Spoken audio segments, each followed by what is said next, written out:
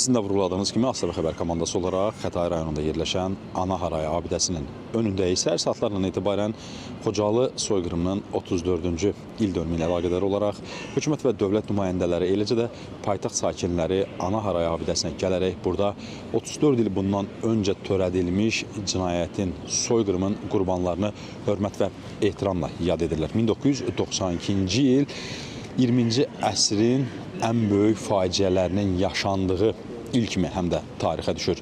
1992-ci ilin 26 fevral tarixi məhz bir şəhərin sakinlərinin məhvinin həyata keçirildiyi gün kimi tarixə yazılır və Azərbaycan xalqı 34 il keçməsinə baxmayaraq o soyqırımı, o qanlı cinayət hadisəsini unutmur və unutmayacaq. Bugün Ana Haray abidəsinin önünə gələn yüzlərlə, minlərlə həm hüquq mühafizə orqanının əməkdaşları, eyni zamanda paytaxt sakinləri öz ehtiramlarını bildirməklə həm də onu qeyd edirlər ki, Azərbaycan xalqı bu soyqırımı heç vaxt unutmur və unutmayacaq.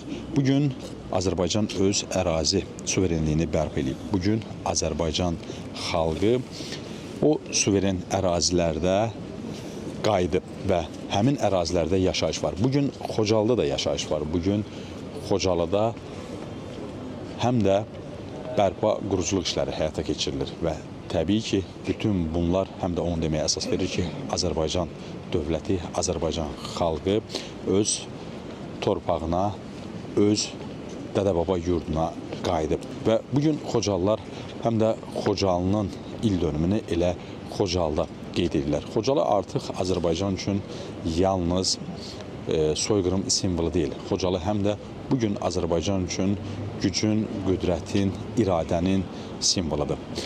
Və qeyd etdiyim kimi, səhər saatlarından başlayan Ana Haray abidəsinə ziyarət yenə də davam edir və günün sonunda da davam edəcəyi gözlənilir.